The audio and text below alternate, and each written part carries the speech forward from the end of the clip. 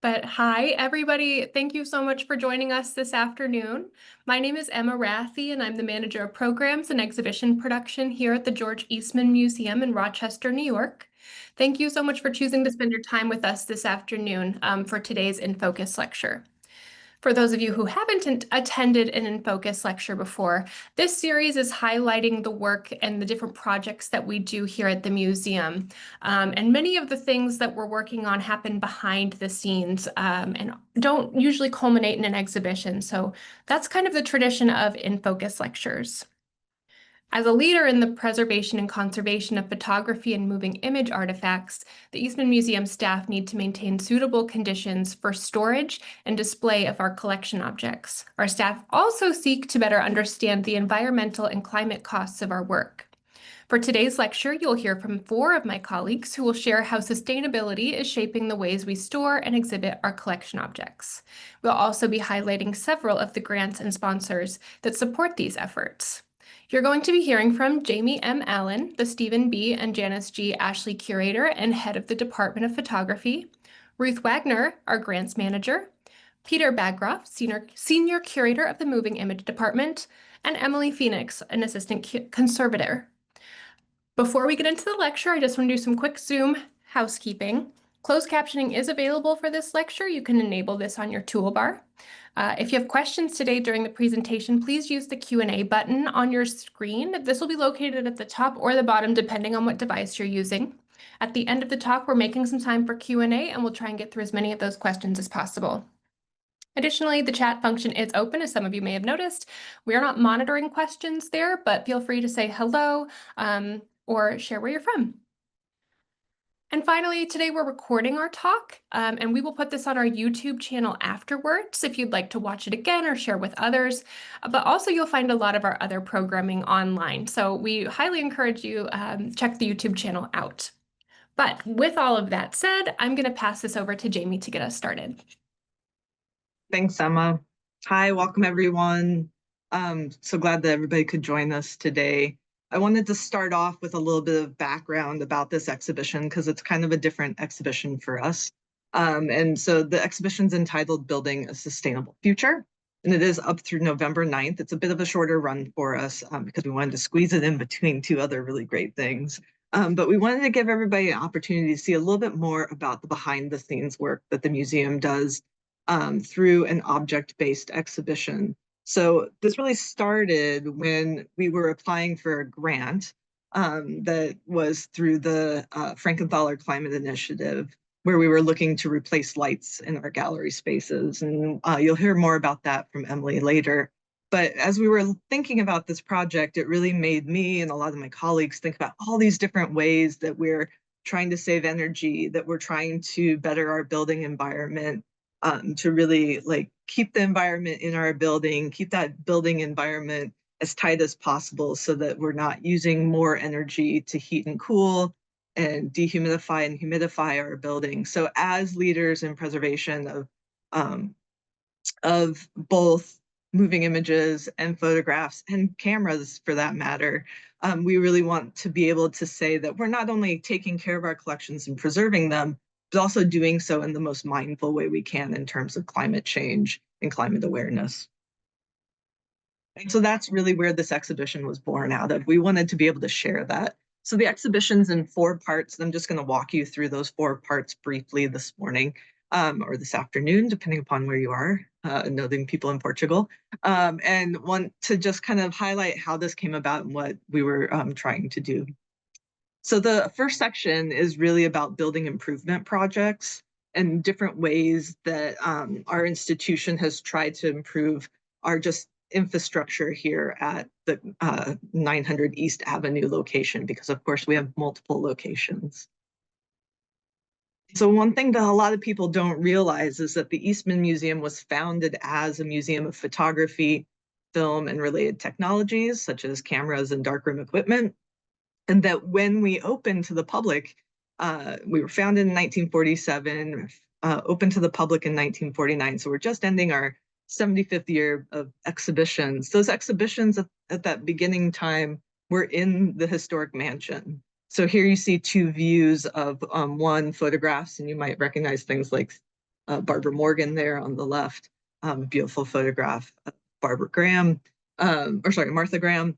And so things that were in the house that really, they lived there, they were stored there, they were cared for there, but it's a historic home. It wasn't intended as a preservation space. So over the years, it became the collections grew and the staff became aware that that wasn't the best environment and the best space to both display these things as well as store them. I love the camera cases there on the right. So in the 70s and 80s, it was clear that we needed a more purpose-built building, and funds were raised to make what we now call the 1989 building because it was completed in 1989.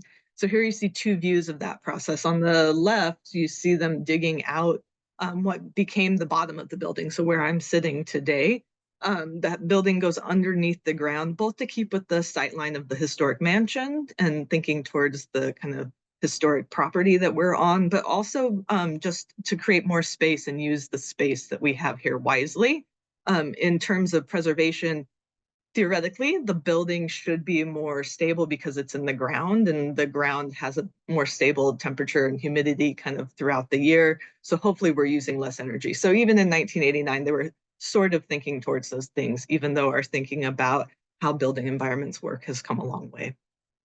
On the right-hand side, you see kind of a view from outside what would be my across the ways office mates' windows, but that's from the bottom of the building, just to give you a sense of how tall it is down where we work. That building not only made purpose-built collection storage and office spaces, but also exhibition spaces, as well as a brand new visitor entrance and a new gift shop for the museum. So it really did change the way that the institution worked at that time.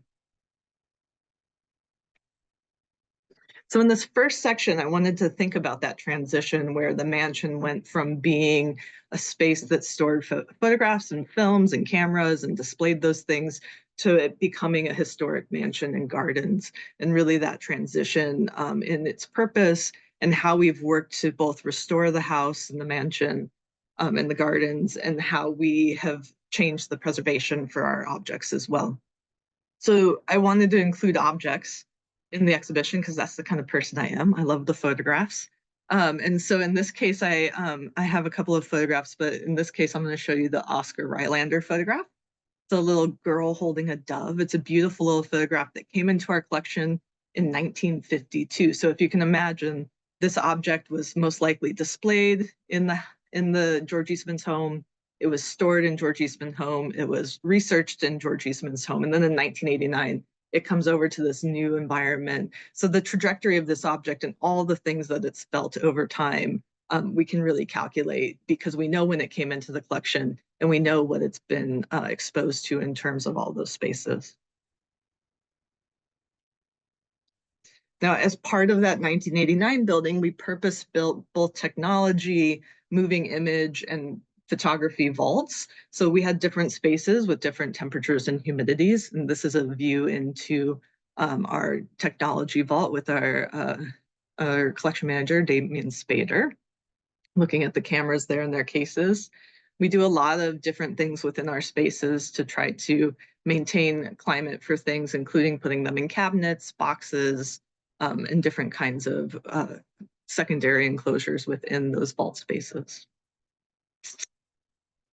The second section is really about how in 2019, we renovated our HVAC system, so heating, cooling, air conditioning, as well as humidity controls for both the photography and technology vaults. By the time the 1989 building got to the mid-2010s, we knew that that HVAC system wasn't working efficiently and it wasn't working as well as it could. And so in an effort to hopefully both save energy, but also better preserve our collections, again, there's that balance, right? We wanted to get a new HVAC system. So we were able to get funding to do that, both through grants and independent support from individuals. And so this bay talks about that. And so here's a little object there on the right. I'm showing the little ones because you don't see them as well in the pictures. But this is a little snapshot of Jackie Kennedy that just came into our collection last year. It's a chromogenic development print, which is your basic color photograph for most people who grew up in the 70s, 80s, 90s.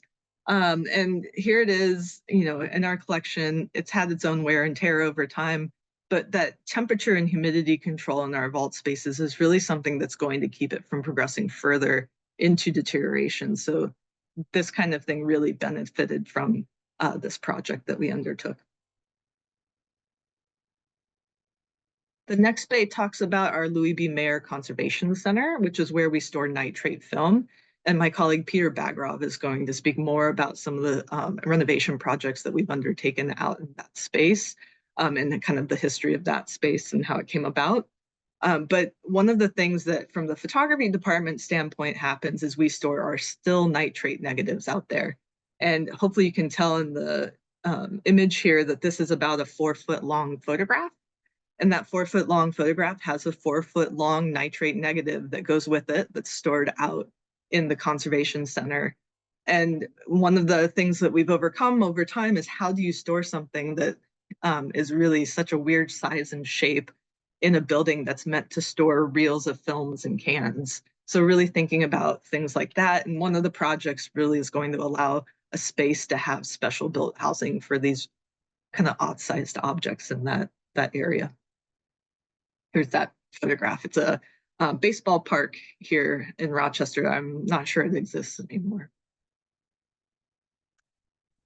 And then, of course, just getting to pull things that will delight people. I wanted to use an Ansel Adams photograph because, they're always lovely to look at and people love to have those on view when they come to the museum.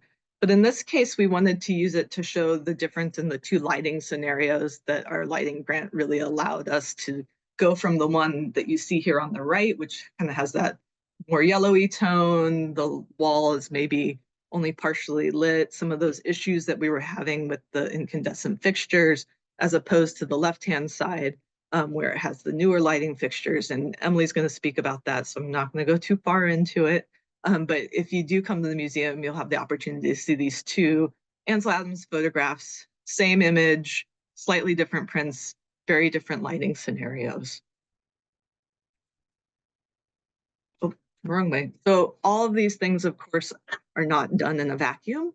And we have lots of both federal, state grants that have helped with these projects, really helped us better our infrastructure, individuals and foundations that support us. So you're going to hear a little bit about some of those along the way, but I just wanted to show you in just this one exhibition, the projects that we're talking about, how many different entities have really given us support to help those, and just put a plug in, support local institutions so that they can keep doing the good work that they do. So today's talk, I've invited 3 of my colleagues to come and speak about related things that the institution is doing, or some of these projects more specifically. Today you'll hear from Ruth Wagner, our grants manager, who's going to talk about various restoration projects that have been done on the mansion. We're going to hear from Peter Bagrov, the senior curator in the moving image department, who's going to speak about the improvements to the Louis B. Mayer Conservation Center. And Emily Phoenix, assistant conservator, who's working towards more sustainable exhibitions for our institution. And it's something that is really near and dear to her heart. And I really appreciate just having all that feedback from our colleagues as we're building exhibitions. So it's been really great to see the work that our team has been able to do in terms of using less materials and things like that. So hopefully you'll enjoy hearing about that too. And then, of course, at the end, there's a question and answer session. And so if you do have questions along the way, I'll just reiterate, put those in the Q&A section, and we'll be able to kind of monitor those and answer those at the end.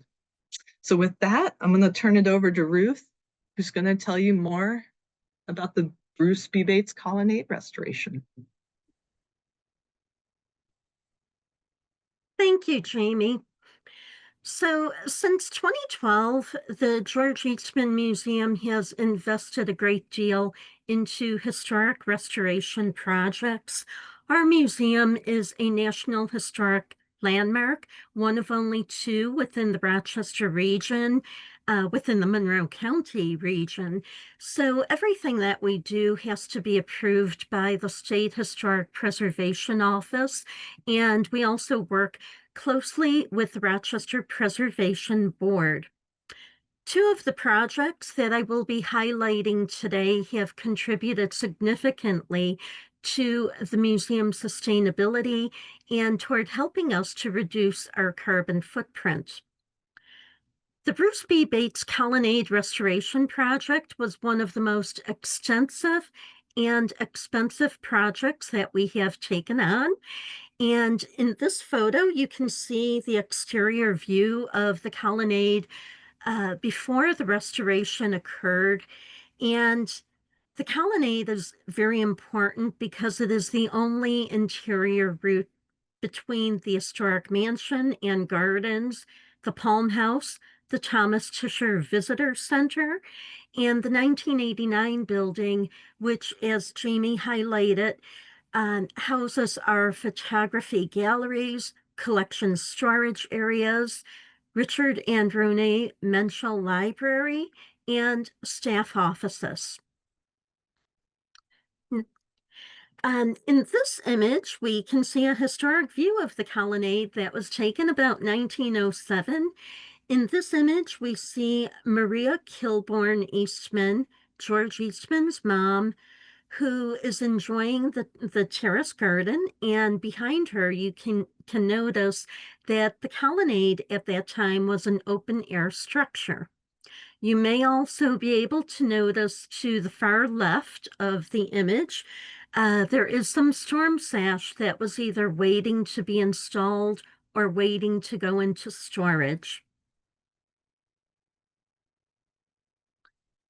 In this image, we see the colonnade interior at some point prior to restoration. And as you may notice, the colonnade was lined with panels of multi-light windows, and these windows were single pane. Next slide. The problem with the colonnade windows was that during cold weather, condensation formed on the inside of these original single pane multi-light windows, and this allowed for moisture to enter into the colonnade, which is never a good thing. Prior to doing any of the restoration work, we had an engineering study completed, and that study revealed that there was serious deterioration of the concrete and steel rebar directly underneath the colonnade in the basement. And this was where the HVAC system was located as well. Before we could move forward with any restoration work, we had to address these serious structural issues. So one of the initial parts of our project was the removal of the colonnade floor. And the photo on the left shows the colonnade floor having been removed. This provided contractors with access to the non-functioning HVAC system, to electrical work and plumbing. And so they were able to make the necessary remediation to the rebar and the concrete, and also install a new energy efficient HVAC system at that time. The photo on the right shows the new stainless steel rebar that now is in place and supports the new concrete subfloor.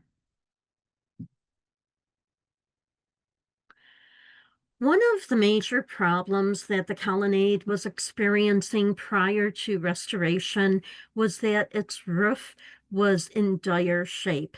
The roof was over 30 years old and really needed to be removed and replaced. So we did that. And we also installed copper flashing and copper gutters.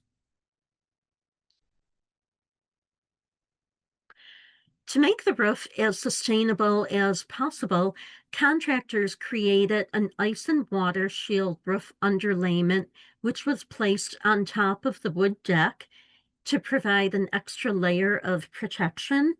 A breather element was placed under the cedar shingles, and this allows air circulation.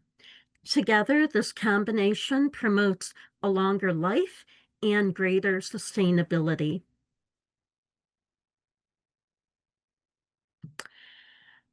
This image is very near to completion of the restoration, and one of the most noticeable parts of the restoration, which anybody who has visited the museum previously and now visits the museum may notice, is that the multi-light window panels have been replaced with insulated clear glass.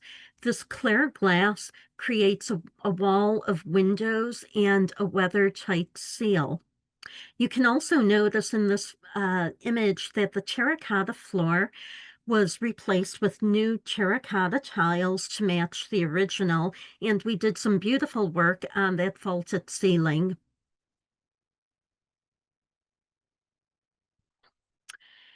Another image of the restored interior of the colonnade, and again, the new energy-efficient HVAC system now provides year-round comfort for all visitors, and energy-efficient lighting illuminates the beautiful vaulted ceiling.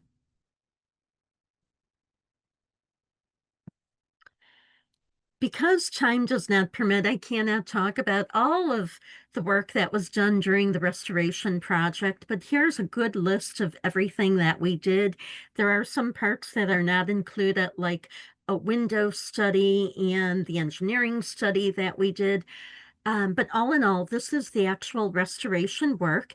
And as part of the restoration, we also took the opportunity to include some ADA compliant improvements to make the colonnade as accessible and welcoming for all people. This included accessible automatic doors and adjustments to the accessibility ramp that was already in place but needed to be adjusted to meet code. And this is a look from the pergola, which is directly across the colonnade. This is a look at the restored colonnade, and you can notice the beautifully restored roof. And if gutters can ever be described as beautiful, these copper gutters certainly are. um, you can also notice the beautiful wall of windows that now provides an unobstructed view for visitors to the terrace garden so that they may experience it much the same way that George Eastman experienced it during the summertime. Another project that really supported the museum's sustainability and has helped us to reduce our carbon footprint has been the Windows and Dormers Restoration Project. During the course of this project, 68 original windows on the historic mansion on the second and third floors were restored and repaired. In this image, whoops, well, here we see the dormers and the windows prior to restoration. And here's a close-up view of one of those dormers, and you can see that weather has taken its toll on the original window units that were over 100 years old. Weather infiltration created gaping holes in many of the window units, and some of the windows even had broken glass. All of this adds up to severe energy loss and discomfort for anybody who was working in those offices. The window restoration project occurred during the peak of the pandemic, so the pandemic added additional challenges to the project, which in itself was challenging, as all of these historic restoration projects can be. Here we see the window restorers working on the project, and the project included glass repair or pane replacement, intricate carpentry, and painting. As part of the project, we restored 6 dormers on the east side of the mansion, and these dormers were problematic because moisture was infiltrating the mansion. Here's a close-up view of a restored dormer.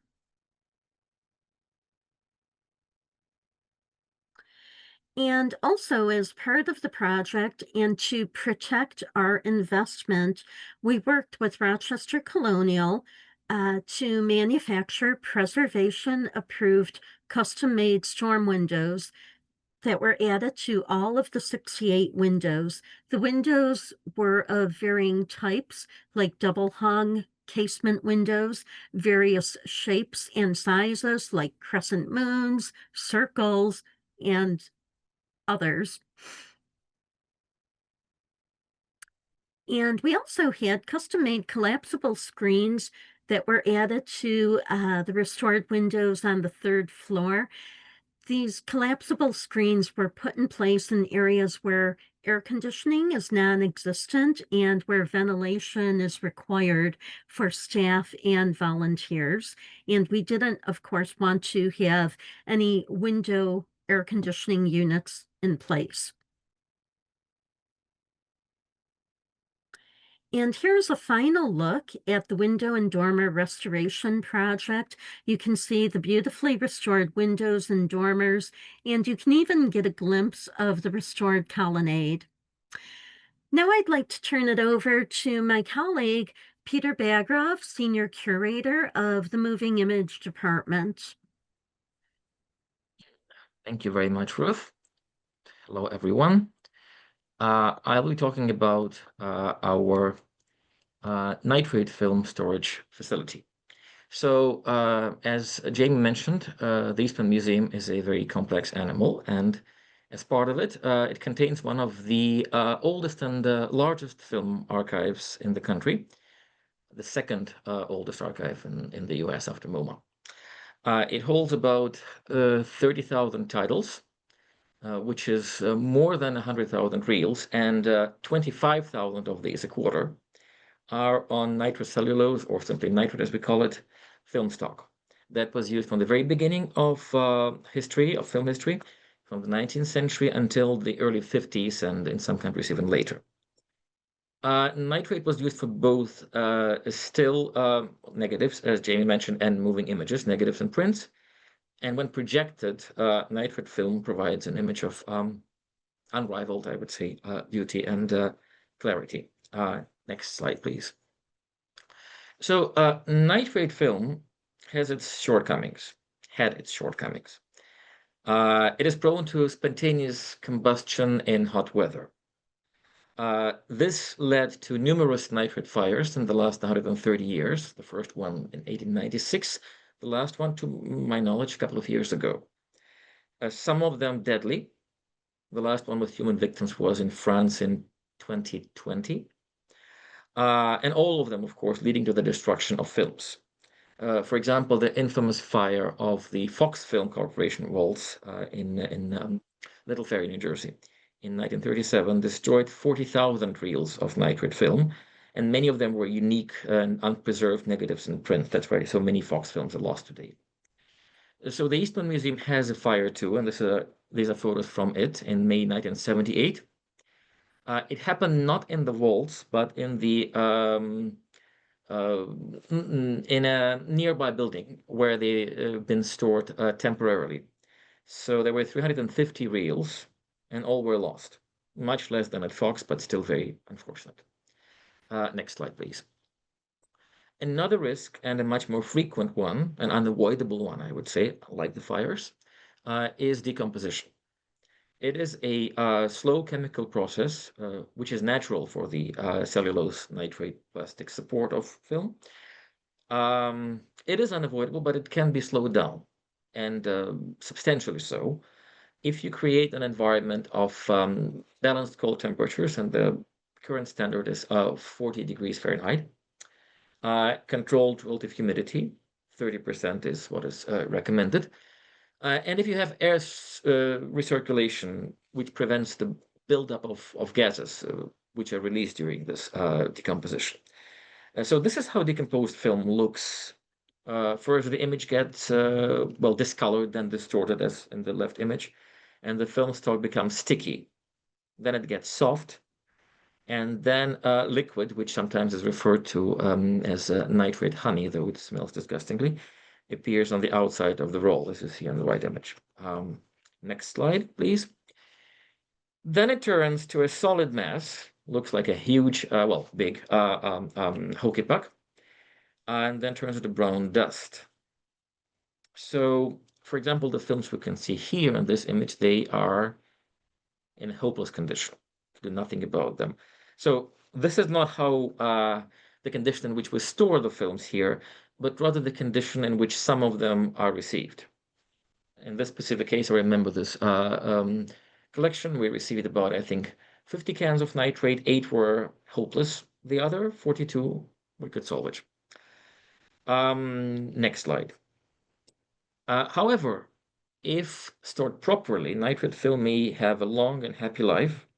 So here on the left, we have a print from the very first days of cinema. It is shrunken as a result of the off-gases, but otherwise in excellent shape. And as for the film on the right, one of the very early experimental color films, which was shot here at Kodak in Rochester, it doesn't only look beautiful, but it is still even projectable and was screened earlier this year at the Night at Picture Show. Next slide, please. So the George Eastman House, as we were called back then, constructed its first nitrate storage, the Henry Strong Vault, in 1952, only 2.5 years after the film collection was founded. It was here on the museum campus, and this was the very first cold storage in the US specifically designated for nitrate film. And for a while, MoMA used to store its nitrates here as well. The man in front, by the way, is James Card, who is the founder of our, well, then film, now moving image department. I'd like to add, by the way, that the 1978 fire that I mentioned earlier occurred not in this facility, but in a nearby outbuilding. And the strong walls, these ones, were not affected by the fire. The building of the wall still exists, but the time came when it could no longer fit the new acquisitions. And besides, new standards for nitrate storage were developed after extensive research by the whole archival community. Next slide, please. So in 1995, the museum acquired property at the nearby town of Chilai. And by 1996, the following year, the construction of the Louis B. Mayer Conservation Center was completed. So this facility integrates HVAC technology for climate control, fire-resistant shelving, which you could see here, a film inspection area, so airlocks, and this little room with 2 airtight doors, which are never to be opened simultaneously, and a building security system. Originally, it contained 6 vaults with a capacity of almost 2,200 reels in each. And in 1999, 6 more were added. So now there were 12 vaults. We usually mention the camera negatives of Gone with the Wind and The Wizard of Oz as the highlights of the collection, 2 of the many highlights of the collection. But I was particularly delighted when I realized that what we have on this image, peeking out from the shelves, are the camera negatives of Ernst Lubitsch's 1939 masterpiece, The Shop Around the Corner, with Jimmy Stewart and Margaret Sullivan. And one shouldn't forget, of course, the photographic negatives, which Jamie mentioned briefly, including those of Alfred Stieglitz and Edward Steichen and Nicholas Marai, the Cromer collection, and so forth, which are also stored in these vaults. Next slide, please. So, so the museum has been able to achieve optimal conditions in terms of temperature and humidity, but especially in summer, when there was extensive heat and frequent brownouts and blackouts, this led to huge energy losses. The building was poorly insulated, and so the maintenance of this low temperatures and humidity was not environmentally friendly at all and very expensive. So that's why we launched a major renovation project in 2019, and it is basically completed. We're just making some final tweaks now. The building received a series of upgrades. So first of all, there was the replacement of the chiller, which you can see on the right, and that resulted in temperature stability, resiliency for the operation of the whole building, and most importantly, the reduction of failures within the system. The exterior was also sealed with insulated panel cladding, and that provides a continuous air and vapor barrier. We also installed new environmental monitors and controls, which allow us to control the HVAC system remotely. Don't have to go there every single time, and which improves the functionality of equipment in all types of weather conditions, and which is very, very relevant for Rochester. So please pay attention in the photo on the left to these three doors, which are not real doors. They are blast doors. So there is a complex fire suppression system, which includes smoke and heat detectors, of course, a water sprinkler system, which is operated by high heat, during high heat, inside of the walls, and then such blowout panels. So if there is a fire in one of the 12 walls, then the heat wave blows out the door and the fire goes outside and does not affect the other 11. Next slide, please. And actually, they're not 12 walls now, but 15. So we were running out of nitrate storage space, which, by the way, is a national problem in the US today, not just at the Eastman Museum. More nitrate vaults need to be built. So we used this opportunity to expand our capacity and build 3 new vaults, which could fit about 6,000 more reels. So this is in the blue section here is the former inspection area, which has been turned into these 3 new vaults, and the new inspection space, the light green one, was added. And for my final image, last one, please. So here's the new inspection area where nitrate is inspected for preservation and sometimes again for screening, because we do exhibit nitrate prints, those that are still in good condition, in our Dryden Theater. And now, as for exhibition, I'd like to introduce my colleague, Emily Phoenix.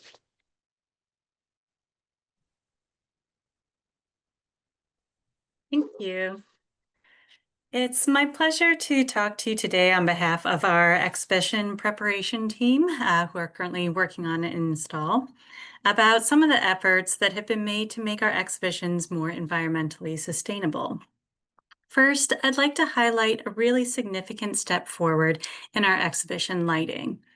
Until earlier this year, our main galleries were lit using fixtures from the 1980s, which have been designed for incandescent bulbs. Because of the incompatibility of these fixtures with modern and more environmentally sustainable LED bulbs, the lighting of our galleries was an ongoing struggle with a lot of compromises made.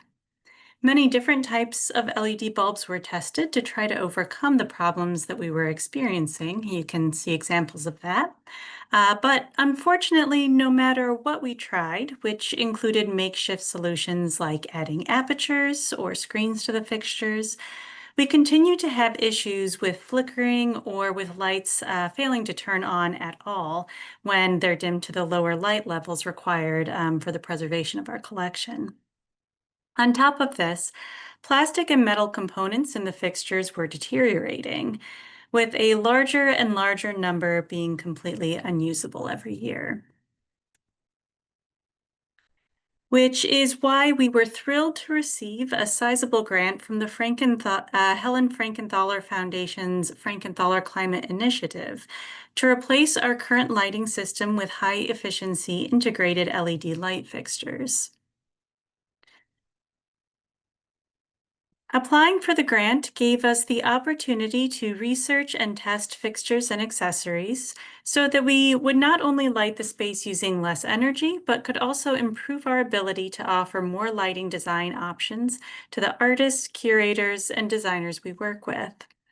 On the left, I'm testing different fixtures, looking not only at the energy drawn at different light levels using a power meter, but I'm also looking at the ways that we could use different accessories such as lens spread filters on the right to be able to go from a more wall washer aesthetic down to a very narrow spotlight using the same fixtures. The fixtures that we decided to use in the main galleries draw about 2.5 watts when we're lighting at 90 lux light levels, which is about the highest light level we would use for collection objects. The LED bulbs that we had previously been using drew around 11 watts at similar light levels, and the incandescent bulbs used before that drew around 60 watts. So we're currently using about a 24th of the amount of energy for lighting that we were using with the original incandescent bulbs. And we're combining that with that energy reduction with a greater versatility in our lighting options. We installed the new fixtures in our main galleries and in the peristyle in February and March this year. And if you haven't already had the chance to see them during our Life with Photographs exhibition, our next main gallery exhibition, American Born Hungry, will be opening on September 26th.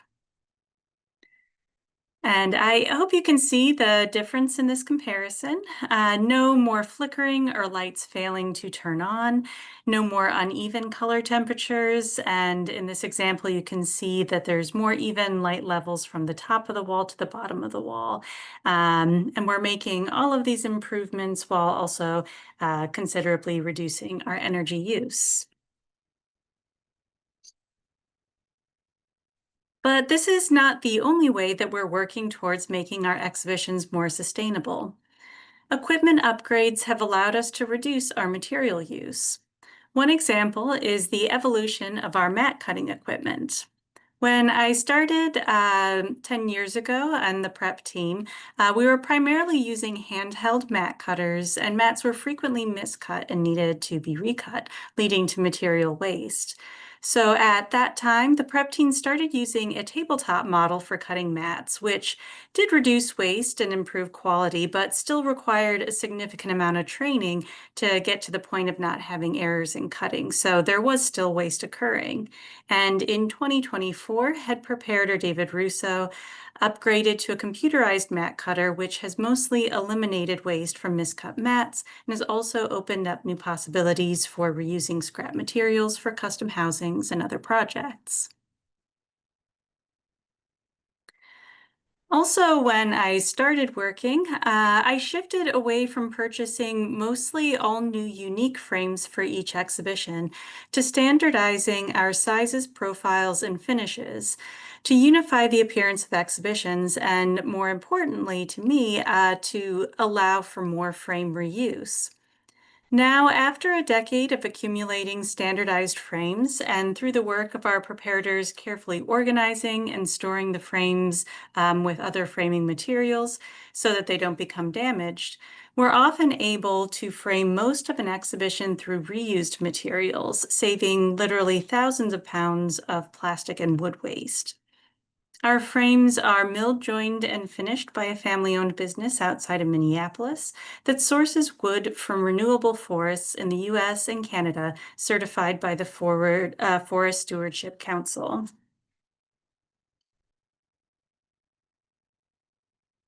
Another example of increased reuse is through our system of crating and shipping artwork.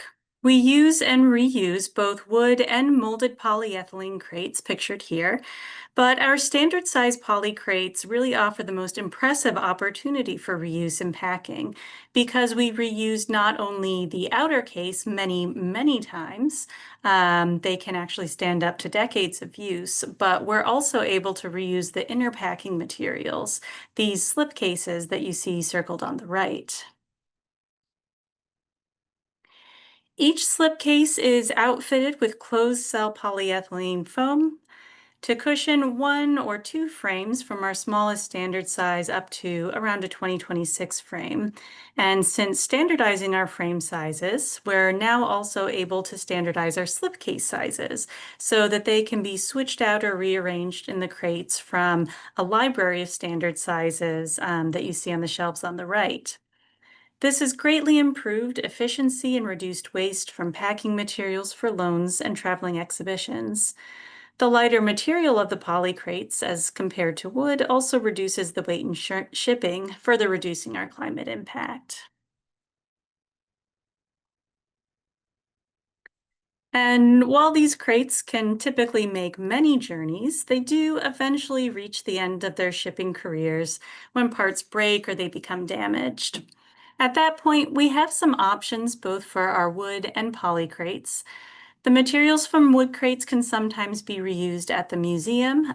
We also donate our crates to Habitat for Humanity or check with local museums to see if they can be used.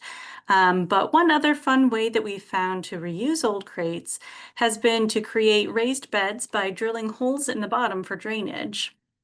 Not only are the crates being reused, but staff have taken up composting to fill them and have also used soil saved from our Dutch Connections display as fill, which allows us to garden in paved areas and grow produce in a sustainable way. And on the left, you can actually see in the background of the picture, this is outside of the Louis B. Mayer Conservation Center. I'd like to thank our preparation team for all of the ongoing work that they do to make our exhibitions more sustainable without compromising the preservation of our collection. And I would also like to express our gratitude for the support from government and foundation grants, as well as major gifts and contributions from private donors that made the infrastructure projects that we talked about today possible. Thank you.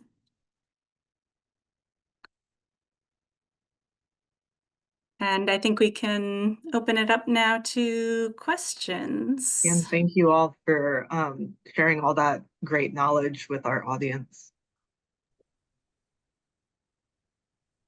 Looking, and I see no questions in the Q&A. Is that true? That is true, but I do have a question for the group, whoever wants to tackle it first. I'm wondering, where are we going next? What are some of the things that are on our wish list that we would like to achieve when it comes to sustainable efforts and just some more thoughtful and intentional practices?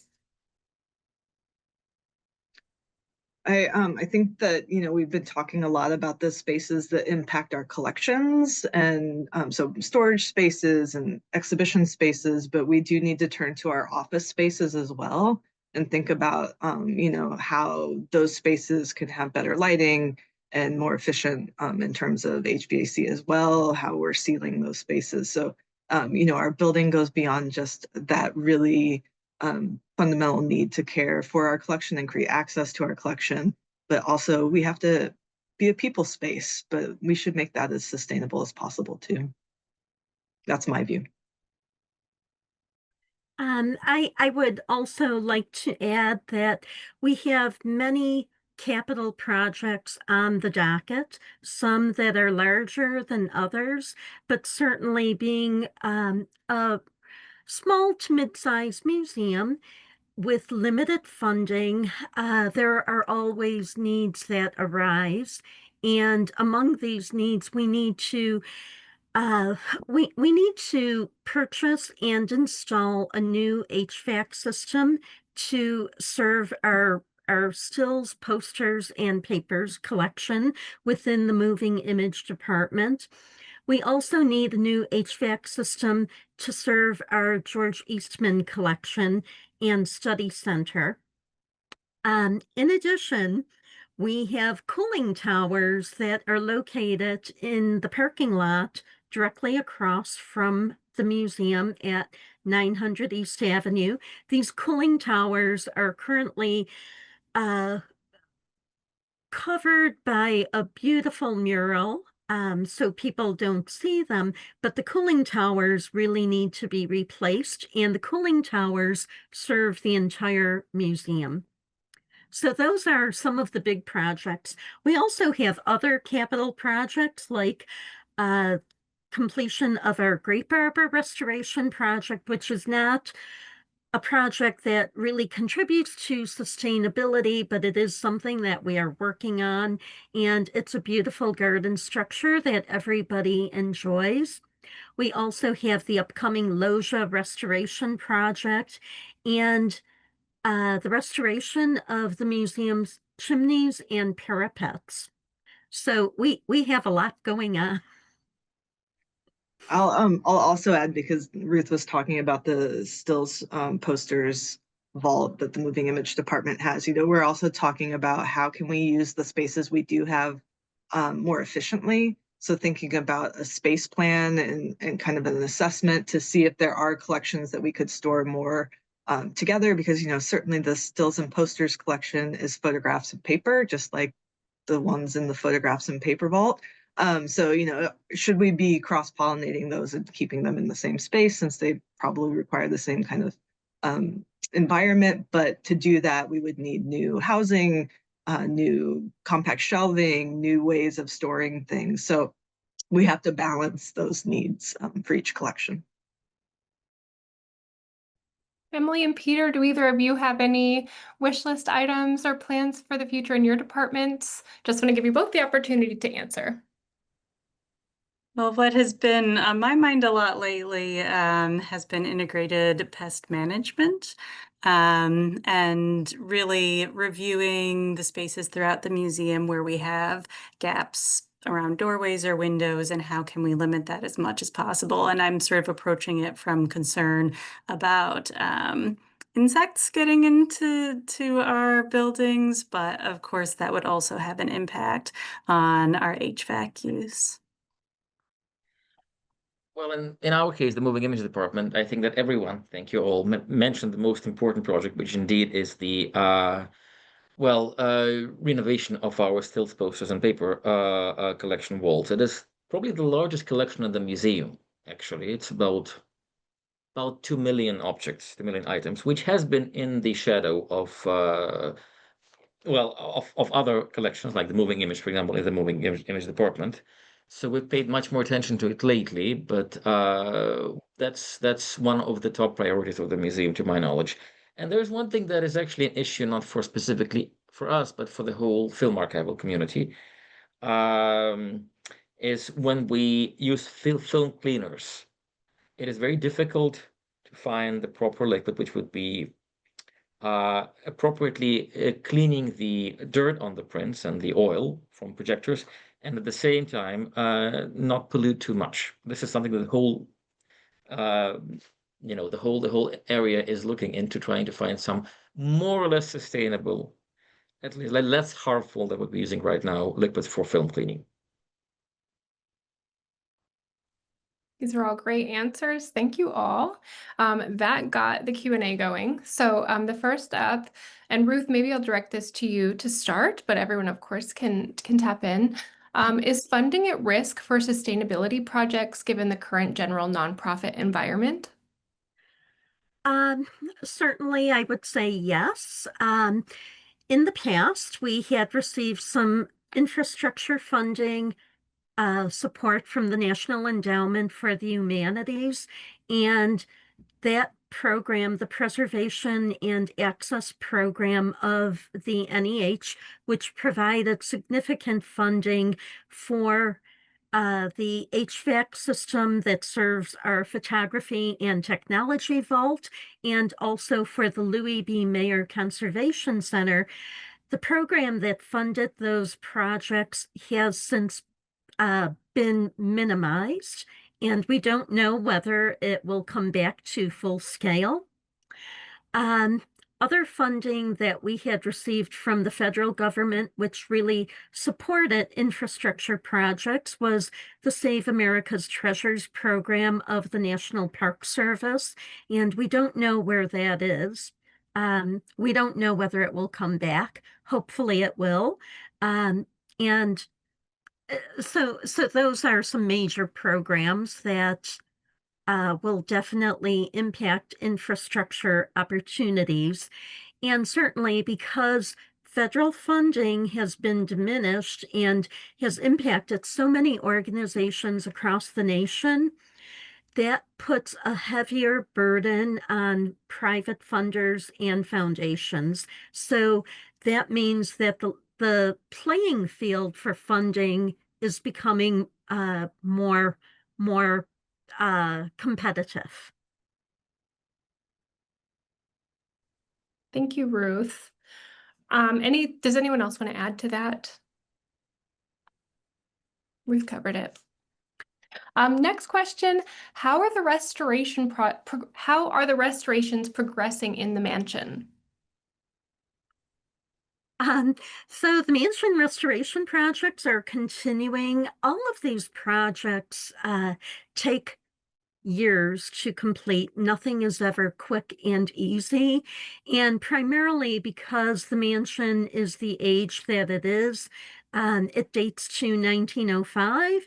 And from the time that our current director, Dr. Bruce Barnes, has been in his position, we have made significant headway toward restoration in various areas of the historic mansion. Currently, we are in the process of completing the Great Barber restoration. We will be pursuing the loggia restoration. Both of these are garden structures that are heavily used by the community and which people really love. We also have the chimneys and parapets project, which is a project that is not so easily fundable. And this project really requires an influx of federal funding. Currently, we have an application pending through the Congressionally Directed Spending Fund opportunity, and pending the outcome of what will occur with the budget for 2026. Perhaps we will receive a grant, and if we do, that grant would be funded through the National Park Service Save America's Treasures program. But of course, with the uncertainty of federal funding, we don't know what's going to happen. Thank you, Ruth. I'm going to add to a question that was in the chat. Emily, thank you for answering that. The question was, what color temperature do you typically utilize for your display lighting? Which Emily answered 3000 K, but does it vary based on what you're displaying? So Emily, do you kind of want to dive into that just a little bit? We generally use the 3000 K. We do on occasion use colored gels to create a more theatrical event, theatrical appearance for different types of exhibitions. But for the most part, we stick with that color temperature. Thank you. Those are all the questions that we have for this afternoon. If things come to mind, if you have more questions that come up later, please feel free to email us at info@eastman.org, and the questions will get delivered to the right inbox. But once again, I want to thank you, Jamie, Ruth, Peter, and Emily for your time today, and I want to thank all of our attendees for spending your hour with us. We hope to see you at another program soon, but I hope you all have a great rest of your day.